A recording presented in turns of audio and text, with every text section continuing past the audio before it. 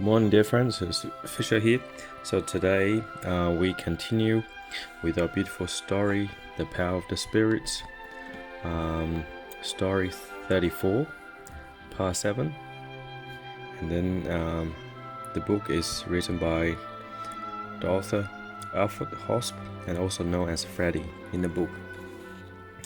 Now Bruno continue with his talk about that man who has been drifted around and then came to him, and then he said, "Dear friends," and he did not know why he had drifted to me on that evening. He simply did the right thing and thus became free forever. You see, in his spiritual past, he had already ended his life violently several times. In our time, he had been born with one single task in his life, to avoid doing it this time. If he had again put an end to his life himself, a constant repetition of this act would have been inevitable in conditions that will become continually more difficult. Even the circumstances of your own lives today, my friends, are also the consequences of things you have done or failed to do in the past. Take note of this. God never punishes and never sends illnesses, for from Him there only ever comes what is good. Everything that oppresses human beings, everything that have to deal with them, they have brought about themselves. They left the good, the divine path, a long time ago, and they must first of all walk this path again to show that they are worthy of God's grace. Oh my God! So this is a short paragraph, but Bruno talking about lost truth, fundamental truth that we do not even know these days. Fundamental truth. Okay, so basically, Bruno said, this man, the man had drifted to him on the evening talk he gave, had ended his life violently several times. So what does it mean to you? So first, and then in the Eastern culture, we believe reincarnation. And then in some certain culture in the Western, then they believe reincarnation too. Of course, these days we are largely secular, we atheists, sort of scientific. So, and then we don't believe anything. So we don't believe any reincarnation. We believe we only have one life. Okay? What does it mean to you? Oh, I only live once. I'll do whatever I want. So this kind of ideology for being atheist is promoting what? Promoting ego. So promoting people to be egoistic. So do whatever you want. You only live once. Anyway, so even though you rip off people, become a multi-billionaire, well, who cares? There's no consequences. I only live once. But no, dear friends, there are always consequences. Whatever we have done in the past, and that is the reality we live in now. And then whatever we are doing now will determine the reality we live in the future, whether this lifetime or next few coming. So whatever you are doing now determines your future. So live every day with consciousness. Live every day with love. And so, of course, some people say, I don't believe that. You don't have to believe. So nobody have to believe anything. So you have your free will. You have your free choice. If you want to believe the sky is pink or purple, up to you. It's your choice. There's lots of fundamental elements in this universe. The reality does not is not affected by human thoughts. So the Earth orbiting the Sun, then the Sun is orbiting another bigger planet, or bigger solar system in the galaxy. So the sky is blue, and then we breathe in oxygen, and we breathe out carbon dioxide. It does not rely on humans' belief. So our belief does not affect it. So it's very, very simple. So these days, as we already left the age of Pisces, on the 21st of December 2020. So we in the age of Aquarius. So now Aquarius is technology, is knowing. So the old so-called Pisces age belief is finished. So these days, in this age, and then what we will know, we will know things more clearly than before. We will not say, oh, I believe, I don't believe. We will only say, I know or I don't know.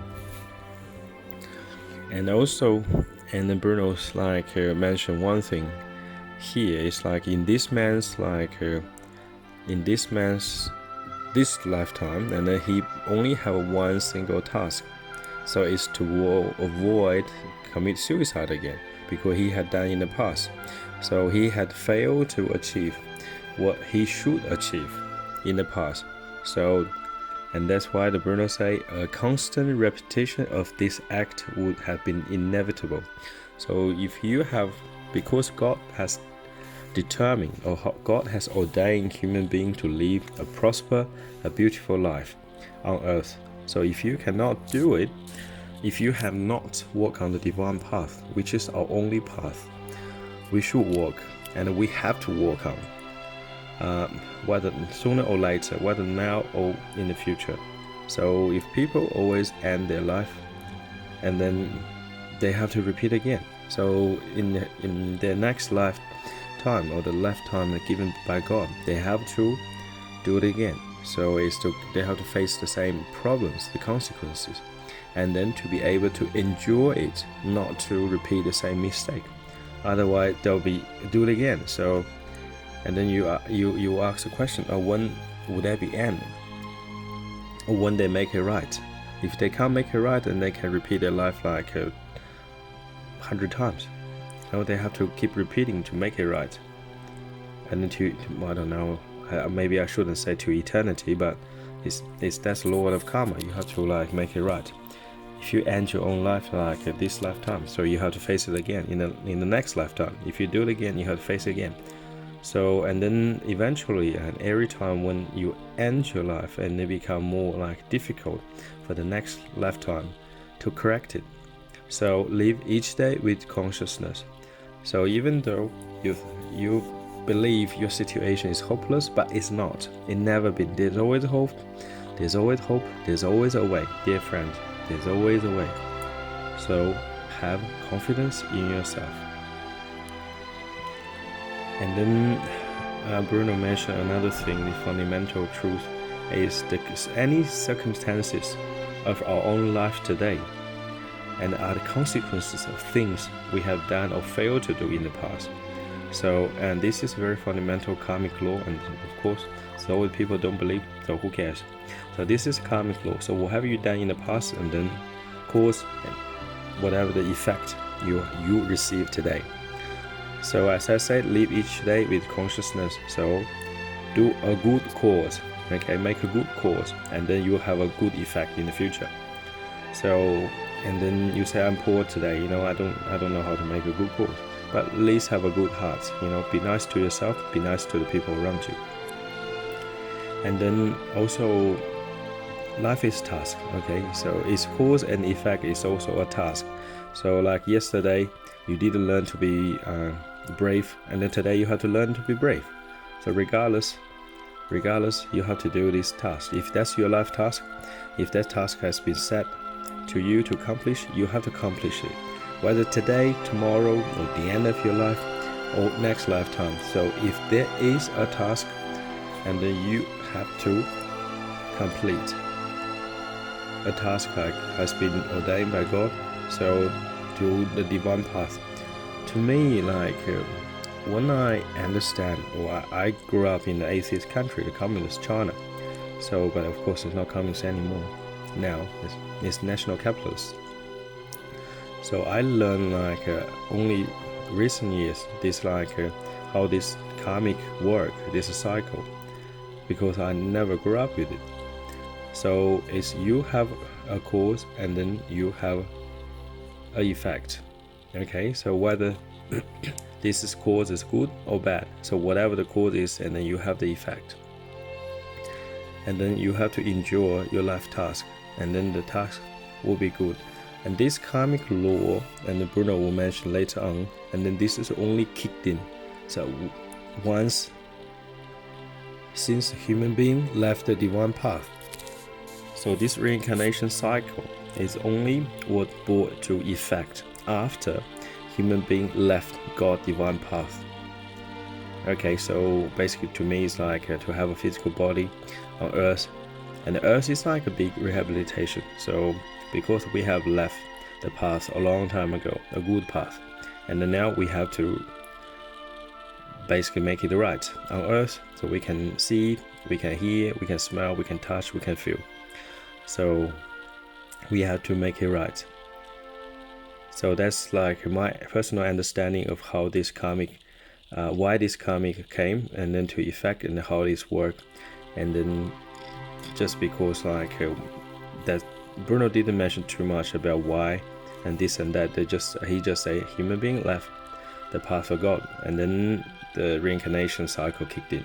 So birth and death, birth and death, birth and death, and keep recycling until you make it right, and then you lose the compulsion. Like in the previous stories, when you lose compulsion to be reincarnated, you don't have to come to Earth again. There might be some other planets, some other realities in the spiritual world for you to live. I don't know personally, but that's my understanding. And then another fundamental truth, what Bruno said, God never punishes and never sends illnesses. And then from him, there only ever comes what is good.